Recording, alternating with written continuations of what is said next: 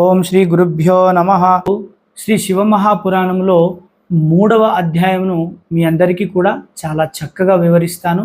అదే విధముగా 2వ అధ్యాయమును మీరందరూ కూడా షార్ట్ వీడియోస్ రూపంలో చూడవచ్చు.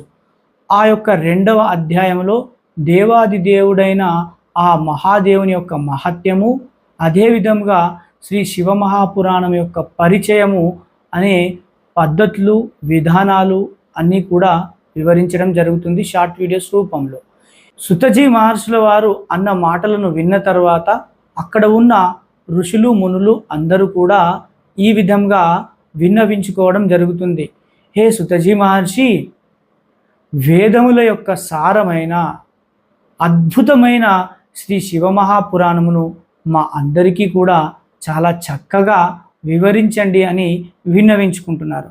అప్పుడు ఈ మహర్షులు, ఈ ఋషులు అన్న మాటలను విన్న తర్వాత శ్రీ సుతజీ మహర్షుల వారు చాలా ఉత్సాహంగా తబ్బిబ్బైపోయారన్నట్టు. ఆ తబ్బిబ్బైపోయే క్రమంలోనే ఆ దేవాది దేవుడైన మహాదేవుని మనసులో స్మరించుకొని, హే శ్రేష్టమైన మునులారా, ఋషులారా, శ్రీ శివమహాపురాణమును మీ అందరికీ కూడా నేను చాలా చక్కగా వివరిస్తాను అని చెప్పడం జరుగుతుంది. ఈ శ్రీ శివమహాపురాణములో భక్తి గురించి, జ్ఞానము గురించి, అదే విధముగా వైరాగ్యం గురించి చాలా ప్రేమపూర్వకముగా గానము చేయడం జరిగింది అని ఆ ఋషులకు, ఆ మునులకు కూడా చాలా చక్కగా ఆ వేదముల యొక్క సారమును చాలా చక్కగా వివరించడం జరుగుతుంది. కొన్ని వేల సంవత్సరముల క్రితం, కొన్ని వందల సంవత్సరాల క్రితం, కల్పము యొక్క పూర్వములో ఈ సృష్టి మొదలయ్యే విధానములో, ఈ సృష్టించబడే సమయములో 6 మహర్షులు ఉద్భవించారు. ఆ 6 మహర్షులు తమలో తామే వాదనలు ఆడుకుంటున్నారు, తమలో తామే వివాదాలు చేసుకుంటున్నారు. ఈ విషయం గొప్పది అంటూ ఒక మహర్షి, ఈ లేదు ఆ విషయం గొప్పది కాదు, ఈ విషయమే గొప్పది అని తమలో తామే అది గొప్పది, ఇది గొప్పది, అది గొప్పది కాదు అని వివాదాలు చేసుకుంటున్నారు. అప్పుడు వారందరూ కూడా నిర్ణయించుకున్నారు ఏమిటంటే, మనం అందరము కలిసి ఈ సృష్టికి కారణమైన ఆ బ్రహ్మదేవుని యొక్క దగ్గరకు వెళ్ళి మనం అందరం కూడా మన సందేహాలను నివృత్తి చేసుకుందామని బ్రహ్మలోకానికి బయలుదేరారు. అక్కడికి వెళ్ళిన తర్వాత, హే బ్రహ్మదేవా, ఈ సృష్టికి కారణమైన హే భగవంతుడా, ఎన్నో కారణాలకే కారణమైన హే భగవంతుడా, మాకు కొన్ని సందేహాలు ఉన్నాయి, మరి ఆ సందేహాలను మీరే నివృత్తి చేయాలి అని విన్నవించుకుంటున్నారు. ఆ యొక్క సందేహం ఏమిటంటే, ఈ సృష్టికి ఎవరు మూల పురుషులు, అదే విధముగా పురాణ పురుషుడు ఎవరు అనేది మా అందరిలో ఉన్న సందేహం. ఈ సందేహాన్ని మీరు మాత్రమే నివృత్తి చేయగలరు అని 6 మహర్షులు విన్నవించుకుంటున్నారు ఆ బ్రహ్మదేవుడికి. అప్పుడు ఆ బ్రహ్మదేవుడు చాలా సంతోషముగా వారందరికీ కూడా ఈ విధంగా సమాధానం ఇస్తున్నారు. ఎక్కడికైతే మనస్సు, వాక్కు అంటే వెళ్ళడానికి అవకాశము లేని, మరియు ఎక్కడైతే బ్రహ్మ, మహేశ్వరుడు, రుద్రుడు, ఇంద్రుడు మరియు ఇతర దేవతల కంటే ముందే ఉద్భవించిన ఆ దేవాది దేవుడు అయిన మహాదేవుడే ఈ సృష్టికి అధిపతి, ఈ యొక్క మొత్తం విశ్వానికే అధిపతి. అదే విధముగా పురాణములకు అన్నిటికీ కూడా ఆయనే పురాణ పురుషుడు అని ఆ బ్రహ్మదేవుడు చాలా చక్కగా ఈ 6 మహర్షులకి వివరించడం జరుగుతుందన్నమాట.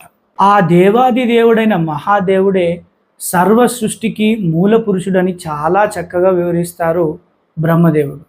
మరియు ఆ యొక్క దేవాది దేవుడైన మహాదేవుడిని ప్రసన్నం చేసుకోవడం అనేది సాధ్యము కాని పని అని కూడా వివరిస్తారు. ఎక్కడైతే ఉత్తమ భక్తితో మాత్రమే ఆ యొక్క దేవాది దేవుడైన మహాదేవుణ్ణి ప్రసన్నం చేసుకోగలము అని కూడా చాలా చక్కగా వివరిస్తారన్నమాట. దేవతలు అందరూ కూడా హరులు, బ్రహ్మ, మిగతా దేవతలు అందరూ కూడా నిత్యము ఆ దేవాది దేవుడైన మహాదేవుణ్ణి స్మరిస్తూ ఉంటారు. ఆ యొక్క మహాదేవుణ్ణి ప్రతినిత్యం దర్శనం చేసుకోవాలని అనుకుంటారు. మరి మీ అందరికీ కూడా ఆ దేవాది దేవుడైన మహాదేవుడి గురించి ఎంత చెప్పినా కూడా చెబుతూనే ఉండాల్సి ఉంటుంది. ఎప్పుడైతే భగవంతుడైన శివుని పైన ఒక మనిషికి భక్తి అనేది మొదలవుతుందో అప్పుడే ఆ మనిషి ఈ సంసార బంధముల నుండి విముక్తి చెందుతాడు. ఎప్పుడైతే ఆ మనిషికి ఆ భగవంతుని పైన భక్తి ఏర్పడుతుందో మిగతా దేవతల అందరి యొక్క దయ, కరుణ, జాలి అనేది కూడా ఆ మనిషి పైన ఉంటుంది. ఏ విధంగా అంటే చాలా చక్కగా ఒక ఉదాహరణ చెప్తాను మీ అందరికీ. ఒక విత్తనం నుండి మొక్కలు, చెట్లు ఉద్భవిస్తాయి. మరి అదే విధముగా ఆ మొక్కలు, చెట్ల నుండే విత్తనాలు కూడా ఉద్భవిస్తాయి. ఇక్కడ ఏ విధముగా అయితే ఒక మనిషికి ఆ శివుని పైన భక్తి ఏర్పడుతుందో అప్పుడు మిగతా దేవతల అందరి దయా, జాలి, కరుణ ఆ యొక్క మనిషి పైన ఉంటాయి. అప్పుడే ఆ యొక్క మనిషికి ముక్తి లభిస్తుంది.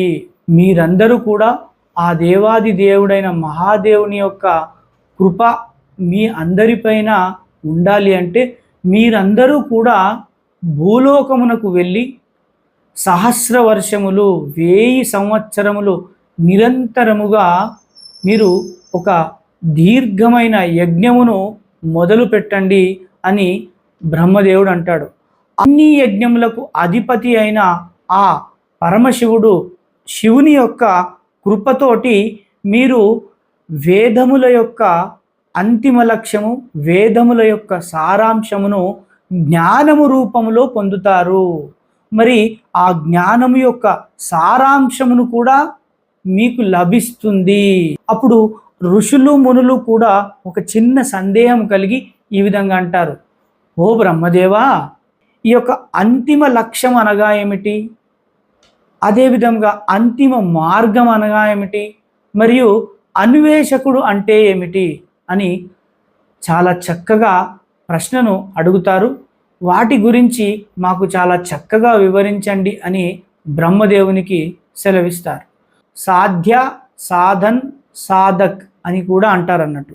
బ్రహ్మదేవుడు ఈ విధంగా అంటాడు, సాధ్యం శివపద ప్రాప్తి, సాధనం తస్య సేవనం, సాధకస్త ప్రసాదాద్వో నిత్యాది ఫల నిష్పృవః.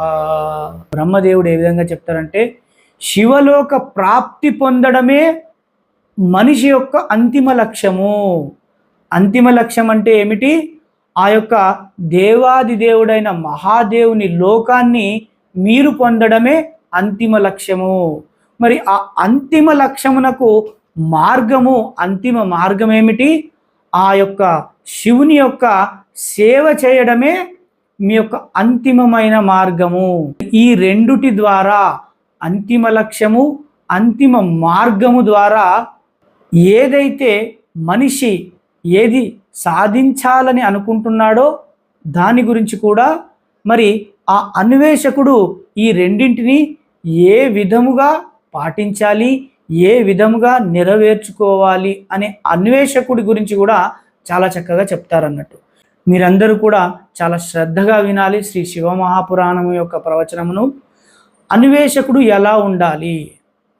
ఆ దేవాది దేవుడైన మహాదేవుని యొక్క సేవ చేయడం ద్వారా, శివలోక ప్రాప్తి పొందడం ద్వారా ఆ శివుని యొక్క దయాగుణము, ఆ స్వామి యొక్క కరుణాగుణము ఆ యొక్క మనిషి పైన ఉంటుందో అప్పుడు ఆ మనిషి నిత్య నైమిత్తిక కర్మ, నిత్యము మరియు అప్పుడప్పుడు చేసే కర్మల వలన లభించిన ఫలితాన్ని పట్టించుకోని వాడే అన్వేషకుడు.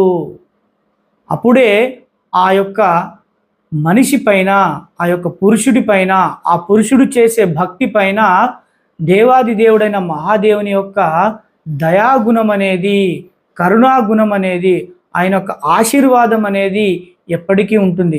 ఆ పురుషుడు, ఆ మనిషి చేసే భక్తి ఏ విధంగా ఉంటుందో ప్రతిఫలం కూడా అదే విధంగా ఉంటుంది. ఆ పురుషుడు, ఆ మనిషి, ఆ జీవుడు వేద కర్మలను ఎప్పుడైతే ఆచరించి, అంటే వేదములలో చెప్పబడిన భక్తి విధానము, మనిషి నివసించే విధానము, మనిషి సంఘములో నివసించే విధానము, ఎన్నో పద్ధతులను పాటించి, అంటే వేద కర్మలను ఆచరించి ఆ ప్రతిఫలాన్ని ఆ మహాదేవునికి అర్పించడమే శివపద ప్రాప్తి అంటారు. అంటే శివలోకాన్ని పొందే విధానముగా చెప్పడం జరుగుతుంది. శివలోక ప్రాప్తి జరుగుతుంది. పురుషుడు భక్తి చేస్తాడో అదే విధమైన ప్రతిఫలం పొందుతారో, మరి ఆ భక్తి యొక్క మార్గాలను, విధానాలను స్వయంగా ఆ దేవాది దేవుడైన మహాదేవుడే చాలా చక్కగా స్వయంగా వివరిస్తారు. ఇక్కడ మొదటి విధానము, మొదటి సాధనము ఏమిటంటే శ్రవణము చేయడము, అంటే వినడము. రెండవ విధానం ఏమిటంటే ప్రవచనము చేయడము, కీర్తనము చేయడము. మూడో విధానం ఏమిటి? మనస్సులో ఆ శివుని యొక్క నామస్మరణ చేయడము, దీనినే మననము చేయడము. ఇక్కడ బ్రహ్మదేవుడు ఏ విధంగా వివరిస్తారంటే స్వామివారి యొక్క, దేవాది దేవుడైన మహాదేవుని యొక్క ఏదైతే లీలలను వినడము, శ్రవణము, మన చెవులతో మననం వినడము, దానిని మొదటి సాధనగా చెప్తారు. రెండవది స్వామివారి యొక్క లీలలను ప్రవచనము చేయడము లేదా కీర్తనము చేయడము. మీ అందరికీ కూడా నేను శ్రీ శివమహాపురాణమును వినిపిస్తున్నాను.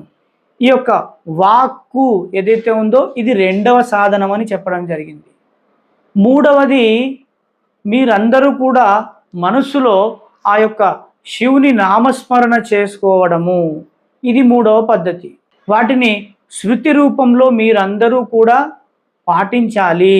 అదే విధముగా మనుషులందరూ కూడా ప్రత్యక్షంగా కనబడే వస్తువు పైననే మోహమును చూపిస్తారు, కానీ ప్రత్యక్షంగా కనబడని వస్తువు పైన, ఏదైతే ప్రత్యక్షంగా కనబడదో దానిపైన దృష్టి సాధించరు. మొదటి సాధన వినడము, శ్రవణము చేయడము. ఎక్కడైనా కూడా స్వామివారి యొక్క లీలల గురించి ఎక్కడ కూడా మీరు చెప్తే మీరు వెళ్ళి చాలా శ్రద్ధగా వినాలి. గురువు దగ్గరికి వెళ్ళి భగవంతుని యొక్క అన్ని తత్వములను తెలుసుకున్న తరువాత బుద్ధిమంతుడుగా, విద్వాంసుడిగా మారిన ఒక పురుషుడు, ఒక మనిషి తరువాత సాధన కీర్తనము, స్వామివారి యొక్క, శివుని యొక్క లీలలను కీర్తన రూపంలో, ప్రవచనము రూపంలో చెప్పాలి. మూడవది మననము, మనసులో స్వామివారి నామస్మరణ చేయడం. ఈ రెండు పద్ధతులు ఏదైతే కీర్తనము, మననము గురువు ద్వారా ఒక పురుషుడు నేర్చుకోవాలి, ఒక మనిషి నేర్చుకోవాలి. ఈ మూడు పద్ధతులని ఏ మనిషి అయితే పాటించే క్రమంలో మూడవ పద్ధతి అయిన మనసులో స్వామివారిని నామస్మరణ చేసుకునే క్రమంలో దేవాది దేవుడైన మహాదేవుని యొక్క ప్రాప్తి కలుగుతుంది. మరి మననము ఏ విధంగా చేసుకోవాలి? చాలా ఏకాంతముగా, చాలా శ్రద్ధగా చేసుకోవాలి మననము. ఈ మూడు పద్ధతులని ఒక పురుషుడు సాధించే క్రమంలో ఏవైనా శరీరములో రోగాలు ఉన్నట్టయితే అవన్నీ కూడా వెళ్ళిపోతాయి. ఏ విధముగా వాటిని పాటించాలి అనేది ఒక గురువు దగ్గర తెలుసుకోవాలి. వీటిని అభ్యాసము చేసే క్రమంలో మొదటి దశలో చాలా అభ్యంతరాలు, చాలా కష్టాలు కూడా ఏర్పడతాయి. కానీ ఈ అభ్యాస క్రమంలో, వాటిని సాధించే క్రమంలో ఏర్పడే సంతోషాన్ని ఆ భగవంతుని యొక్క నామస్మరణ భక్తి రూపంలో, భక్తిలో సంతోషాన్ని ప్రతిఫలం రూపంలో పొందుతాడు అని బ్రహ్మదేవుడు ఈ 6 మహర్షులకి చాలా చక్కగా వివరిస్తారు. సాధ్య అంటే ఏమిటి, సాధన అంటే ఏమిటి, సాధకుడు అంటే ఏమిటి అనే విధానాన్ని చాలా చక్కగా తెలుపుతారు.